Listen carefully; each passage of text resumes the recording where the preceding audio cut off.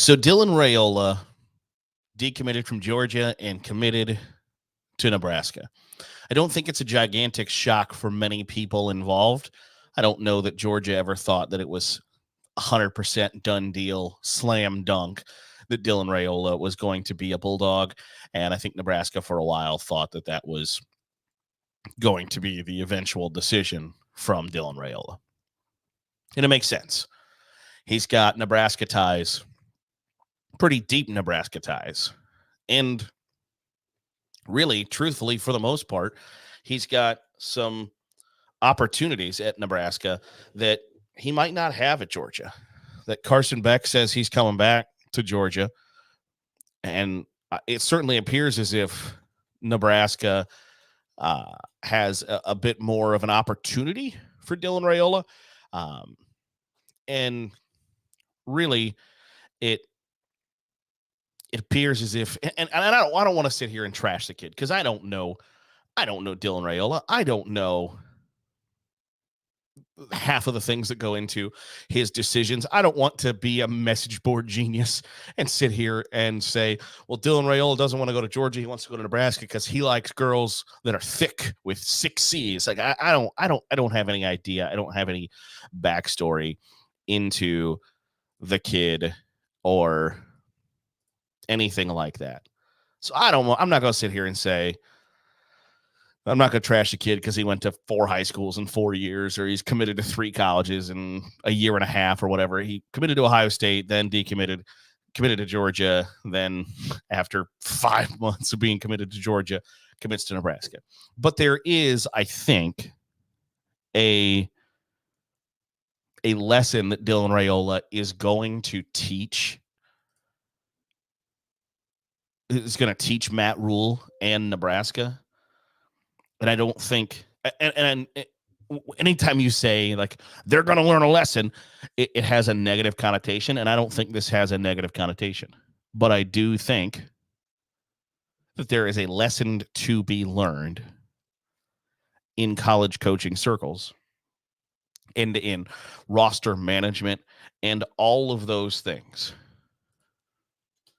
And that is, there are so many people who are worried about having to juggle talent at the quarterback position, that they then leave themselves vulnerable and susceptible to being really talented at the quarterback position because only one guy can play, right? Only one guy can come in and be the guy, or at least that's what you're hoping for, is that one guy is going to come in and be the guy. And that's all that's really possible. But it sure is better to have a boatload of guys, or at least 2 or 3 guys that you feel really good about, and have them transfer later on down the line, and the best player for you and your team and your program and your school wins the job, than not have anybody. And there are so many schools, and I've made this case before, of with the transfer portal, it is now inexcusable to be bad at the QB spot. You can't, there really is no way other than pretty much ignorance and choice to be bad at quarterback with the transfer portal, because there's so much talent out there that you can't deny that their options are somewhat unlimited in not only recruiting, but then also in finding somebody in the transfer portal. It's just there are too many options to stink at that position. And Matt Rhule, I think, is going to learn that, like, hey, it is better to have a lot of options and have to manage and deal with that, rather than have somebody that you're not thrilled with, that you think stinks, etc. And you're going to put yourself in a bit of a bind because you're going to have to manage that. You're going to have to figure it out, and you're going to piss somebody off, and you're going to have to deal with that. But the alternative being, we stink at the most important position in the sport. It's a lot better to deal with the completely stacked quarterback room that other programs have dealt with. Like Alabama had Jalen Hurts and Tua Tagovailoa and Mac Jones all at one time, and Ohio State had Dwayne Haskins and Joe Burrow and JT Barrett all at one time. That sure beats the alternative of having a quarterback room that you look around going, all right, do we have somebody that can go win us the game? Right? I've used the analogy before. Like at the quarterback spot, you either have a tractor or a trailer. You either have somebody who's pulling everybody with you, pulling in one direction, and is leading the charge. It's going to take you to where you need to go, or you got somebody who's riding along with you. So I think, for instance, like Kyle McCord would be viewed as a trailer in the tractor-trailer analogy. Is Kyle McCord going to drive you to victories? No. Is he along for the ride because the talent around him is really good? Yes. And it's sort of the argument that like Cam Newton made with Brock Purdy. Is Brock Purdy a tractor? Brock Purdy a trailer? And I think if you have to ask that question, you have your answer, right? But it's better to have 3 guys in your quarterback room that make you go, okay, yeah, we feel really good about these. Not everybody can play, and some of these guys are going to transfer. It's like Texas right now with Quinn Ewers, Arch Manning, and Malik Murphy are, Malik Murphy's out. He's saying, I'm going somewhere else. It's better to have that situation where you have too much talent. An overabundance of talent at the position is, I think, 100 times out of 100 more preferable than having an easier situation to manage.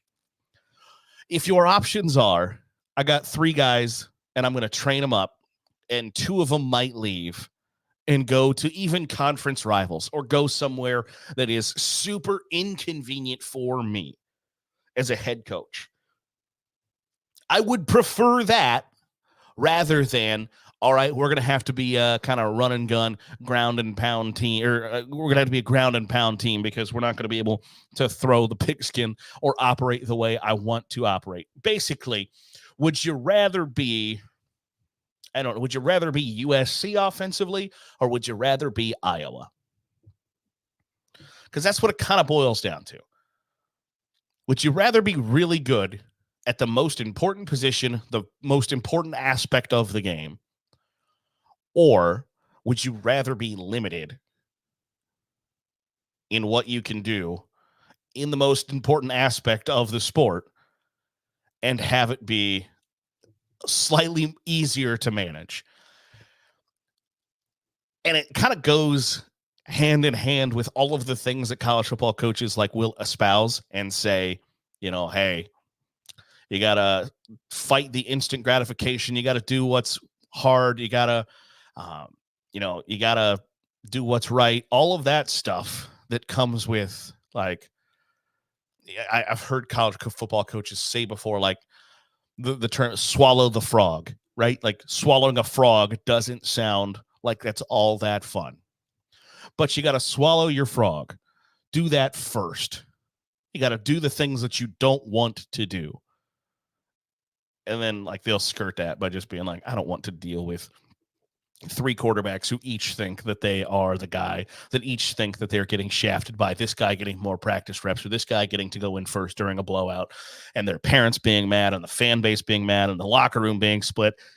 It is a better situation overall to have your locker room split on who should be the starting quarterback than it is to have your locker room going around going, is there seriously nobody better? Is there seriously not a better option than this?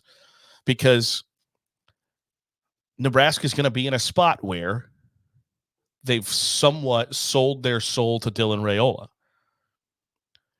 And I wonder if that comes with some promises of, you're going to be the guy, or we're not going to recruit a quarterback in this class, or we're not going to recruit a 4 to 5 star quarterback in this class or that class, or you're going to have every advantage to win the job, etc., whatever the case may be.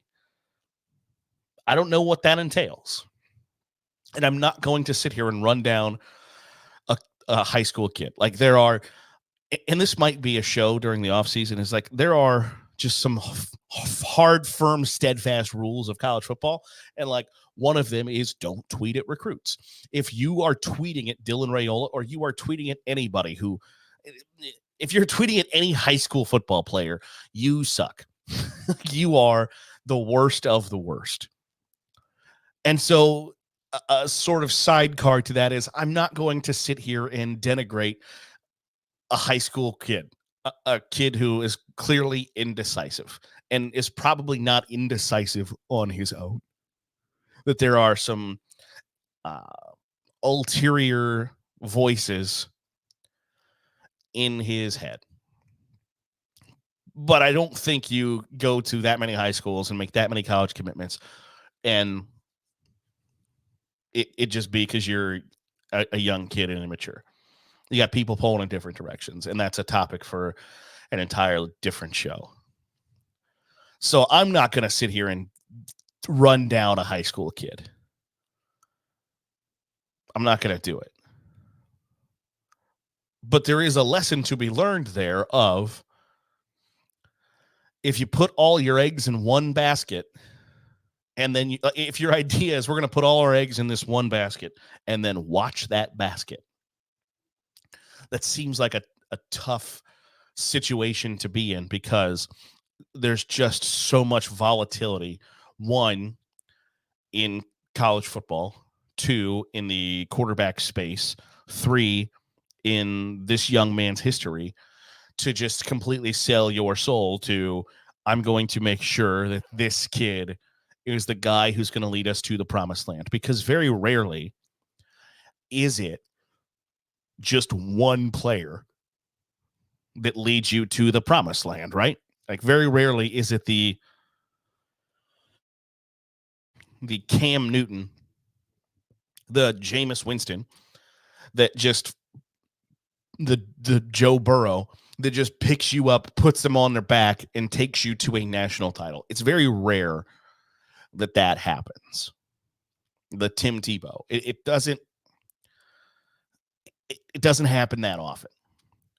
And so for the idea that, like, if Dylan Raiola is the guy who's going to lead Nebraska back to a resurgence, I've said here on the show before, I think Nebraska under Matt Rhule is going to be a formidable opponent in the Big Ten for Ohio State, Michigan, Penn State, etc.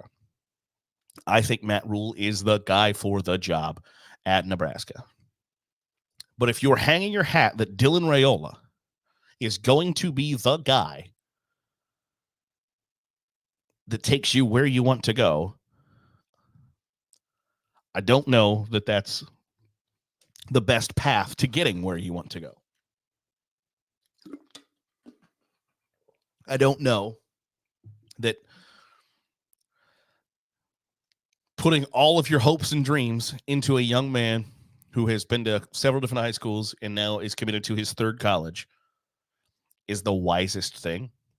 And whether that's a lesson that Matt Rhule learns the hard way or not, I don't know. But I do think when you are a first or second year head coach, or whatever the case may be, the faster you can get your quarterback, the faster you can get really good at that position, goes a long way in deciding whether or not you keep that job. For instance, I think Hugh Freeze is in a bit of trouble at Auburn because they're not great at that position. And when asked about it, basically said, we're still going to build this roster through high school. Okay. You can probably do that at damn near every position but quarterback. Like, you're going to have to get really good at that position really quickly. Otherwise, you're susceptible to being undercut at that position and in your position really quickly. Because anytime that there's a program that is deemed lesser than you, that in the hierarchy of your conference or in the sport or whatever, and they've got better quarterback play than you do, questions begin immediately of why is this school better at the most important position than we are? And if you don't have a great answer for that, that's a tough spot to be in. If you can't say, well, like for instance, USC or UCLA, both of them have, Oregon State have had some guys transfer out of the program. They left. If you can point to that and say, hey, these, we were really talented at a position, these guys left. Okay. But if your response to why is this school better at the position than we are, and your response is, well, we're choosing to develop our quarterbacks in our system, recruit them out of high school, get them to how we want them to play, teach them the ropes, etc. Basically, we're refusing to evolve with the times. It's not a great answer, and people start to question that. And when the questions start, that starts to roll downhill. So there's a lesson there of get really good at that position and get as many good guys at that position as possible, and then manage it. The old adage of like, if you got two quarterbacks, you've got none. I think you can throw it out the window, because generally the players know who should be the starter, and there's a hierarchy of who should be the starter. And if you've got that, and you've got a mature team, and you've got, you've done the right thing in every other aspect of the sport, you don't have to worry about it all that much. But I'm here to tell you, it's a hell of a lot better to have three guys, or at least two guys, that you think we can win any game we play with that guy, even if the first guy goes down, rather than it is to go, we're going to play 12 games, and I don't know how we're going to put the football across the goal line. So the lesson there, and I think Matt Rhule might learn, is that it's a lot better to have a couple of guys than it is to have one guy. Sorry, been fighting a little tickle in the throat. Than it is to have one guy and put all your eggs in that basket, because how easy it is to transfer now, how easy it is to entice somebody into the transfer portal with big NIL dollars. Like, there are schools that are losing kids, and I think it comes around eventually, but there are schools that are losing recruits to other schools that are going to be less successful on the football field, but those kids are getting more money in NIL. And for as easy as it is to entice kids to the transfer portal and give them big bags in NIL, I think the idea of we're going to put all of our eggs into this one quarterback basket is going to come around later, and people will look back on it and be like, man, that's a bad idea. Now, I'm not saying it's a bad idea for Matt Rhule and Nebraska to say, this is our guy. But the chances of either that guy being the guy that leads you to where you want to go, or that guy playing for 3 or 4 years in your program, I think feels kind of slim. And that's a lesson you don't want to have to learn the hard way. That'll do it for today's episode of the Daily Huddle. Appreciate you making us a part of your day, however it is, wherever it is you're doing so. If you're watching on YouTube, hit the subscribe button. Make sure you're getting all the great college football content we're pumping out here on Saturday Glory. If you're listening on the podcast feed, drop a 5-star review. It goes a long way in helping out the channel. We'll be back at it tomorrow right here on the Daily Huddle with Saturday